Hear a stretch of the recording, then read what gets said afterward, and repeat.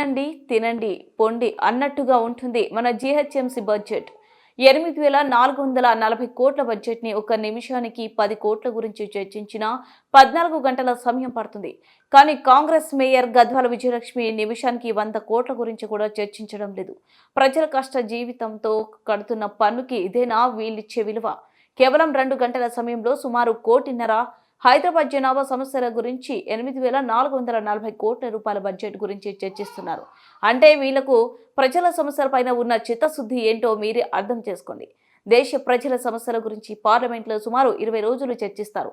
రాష్ట్ర ప్రజల సమస్యల గురించి అసెంబ్లీలో చర్చిస్తారు.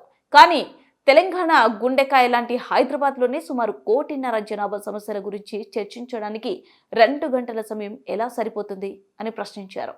కండువా కప్పుకునేది కాబట్టి డైనమిక్ లీడర్ కేటీఆర్ అది చేసిండు ఇది చేసిండు అని చెప్పి భజన చేసేది. మళ్ళీ ఇప్పుడు కండువా మారింది కదా, తెలంగాణ సూర్యుడు రేవంత్ రెడ్డి గారు భజన చేస్తుంది. ఇంకా youngest leader of India Rahul Gandhi గారు భజన చేస్తుంది. భజన చేసినాము వినండి అని చెప్తుంది. విని అలసిపోయిండ్రు కాబట్టి భోజనం అరేంజ్ చేసినాము తినండి అని పంపిస్తుంది.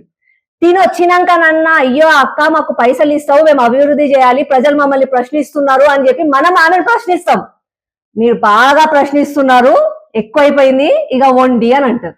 క్లుప్తంగా చెప్పాలంటే కౌన్సిల్ ఎట్లా ఉంటది మనకంటే రండి వినండి తినండి ఇక వండి. అందుకే అక్క తినకుండా తిండి కూడా చక్కగా పెడతలేము, వీళ్ళు చెప్తే ఊరని చెప్పి ఆ పురుగులేసి అన్నం పెడుతున్నట్టు ఉంది. తినకుండా కడుపు ఖరాబైనా పోతారు అనుకున్నట్టు. ఇంత బడ్జెట్ ఇంకొంచెం 8,440 కోట్లు, 8,440 కోట్ల రూపాయల పెద్ద ఈ దుప్పడంత బడ్జెట్ అంట కాక ఇంత పెద్ద మంచిగా గట్టి దుప్పటి బడ్జెట్. నువ్వు గట్లాంటివి మా అక్కకి ఇంత పెద్ద బడ్జెట్, ఇంత పెద్ద దుప్పటి గట్టి దుప్పటి ఇట్లనే ఉంటది అన్న చూడడానికి. అందరు ఇదే అనుకుంటారు కానీ ఆ అది లెక్కల గారిడి ఇట్లుంటది, బొక్కలతోటి ఉంటది.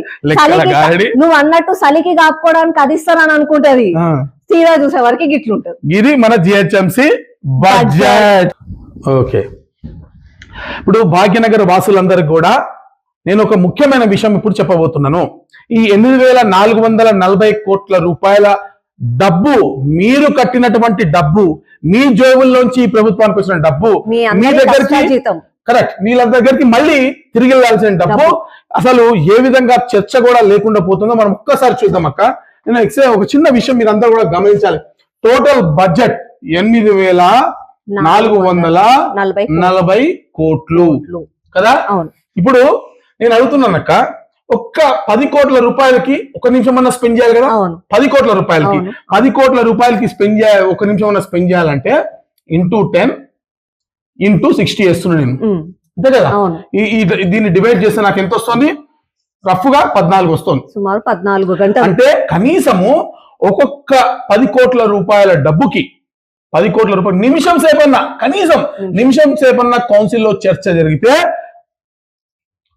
14 గంటల సేపు చర్చ జరగాల్సిన అవసరం ఉంది. కానీ అంతసేపు జరుగుతుందాక.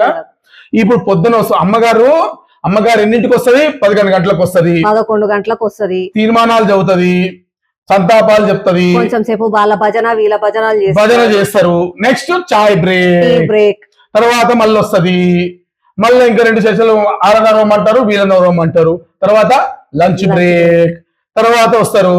అయిపోయింది, మీరు బాగా తిన్నారు కదా, ఇంటికి వెళ్ళిపోండి, కడుపున వచ్చిన వాళ్ళు ఇంటికి పోండి, కడుపున వచ్చిన వాళ్ళు ఈ పండుకోండి అని చెప్పి ఇంటికి పోమని చెప్పి చక్కగా పంపించేస్తారు. తర్వాత కనీసము చర్చ కూడా జరపకుండా ఈ డబ్బు 8,440 కోట్ల రూపాయల డబ్బుని ఇష్టానుసారంగా జిహెచ్ఎంసి ఖర్చు చేస్తోంది. దీన్ని మీరు ప్రశ్నించారా? ప్రశ్నించద్దా? మీరు ఒక్కసారి అడగండి. సభ్యులుగా మమ్మల్ని ఎన్నుకున్నది దీనిపైన చర్చించడానికే కదా. ఎక్కడ ఖర్చు పెట్టాలి, ఎక్కడ ఖర్చు పెట్టద్దనే కదా. దీన్ని మళ్ళా ఇంకా లోతుగా వివరాల్లో చూద్దాం. అసలుకి జిహెచ్ఎంసి బడ్జెట్ అంటే ఏంది, బడ్జెట్ లో ఈ డబ్బులు ఎలా వస్తాయి, ఎలా ఖర్చు పెడతారు, ఇది నేను ఇప్పుడు క్లుప్తంగా చెప్తా. అసలు బడ్జెట్ లో రెవెన్యూ అకౌంట్, క్యాపిటల్ అకౌంట్ ఉంటుంది. రెవెన్యూ అకౌంట్ అంటే రెవెన్యూ ఇన్కమ్, రెవెన్యూ ఎక్స్పెండిచర్. అందులో మళ్ళీ క్యాపిటల్ అకౌంట్ లో క్యాపిటల్ ఇన్కమ్, క్యాపిటల్ ఎక్స్పెండిచర్. అంటే రెవెన్యూ రిసిప్ట్స్, రెవెన్యూ రిసీప్ట్స్ అంటే జనరల్ గా కూడా మనకి రావాల్సింది ఖచ్చితంగా మనకు వస్తుంది. అంటే ఒకవేళ మనం ఉద్యోగం చేస్తున్నామంటే నెలకి కంపల్సరీ ఒక జీతం వస్తుంది, ఇల్లు కిరాయికి ఇస్తున్నామంటే కిరాయి వస్తుంది. ఇట్లాంటి వాటిని జనరల్ గా కంపల్సరీ వచ్చే వాటిని రెవెన్యూ రిసిప్ట్స్ అంటాం. మళ్ళీ రెవెన్యూ ఎక్స్పెండిచర్ ఏంది, కంపల్సరీ పే చేయాల్సింది. అదే ఒకవేళ మనం కిరాయి ఇంట్లో ఉంటుంటే కిరాయి కంపల్సరీ కట్టాలి, గ్యాస్ బిల్లు ఇట్లా. అట్లనే ఇప్పుడు ఎట్లయితే గవర్నమెంట్ లో పని చేసే వాళ్ళకి రెగ్యులర్ సాలరీస్, పెన్షన్స్ అవన్నీ ఏది ఇస్తారో అది రెవెన్యూ వాటికి పోతుంది అనమాట. దాని తర్వాత capital receipts, capital expenditure. Capital receipts లలో ఏముంటదంటే అంటే స్టేట్ గవర్నమెంట్, సెంట్రల్ గవర్నమెంట్ కాకుండా మళ్ళీ అప్పులు తేవడము, బోరింగ్స్ అట్లాంటిది క్యాపిటల్ రిసిప్ట్స్ కిందకి వస్తుంది. క్యాపిటల్ ఎక్స్పెండిచర్ కిందనేమో కన్స్ట్రక్షన్స్, ఇన్ఫ్రాస్ట్రక్చర్, డెవలప్మెంట్ వర్క్స్ ఇవన్నీ క్యాపిటల్ ఎక్స్పెండిచర్ కింద వస్తాయి అన్నమాట. అయితే ఈ అంకెల గారడి అన్న ఈసారి 8,440 కోట్ల రూపాయల అంకెల గారడి ఎట్లా చేసిందో ఒకసారి మీరు క్లుప్తంగా చెప్పండి. తప్పకుండా చెప్తాం. ఒకసారి ఇప్పుడు మనము జిహెచ్ఎంసీ బడ్జెట్ చూసినాం. ఈ జిహెచ్ఎంసీ బడ్జెట్ లో ఈ రెవెన్యూ మాకు ఏమేమి పైసలు వస్తున్నాయనేది లెక్క చూపించారు. ట్యాక్స్ రెవెన్యూస్ 2029 కోట్ల రూపాయలు అని చూపించారు. వాస్తవంగా ఏంటంటే ఈ ట్యాక్స్ అనేక సార్లు మేము మొత్తుకున్నాం.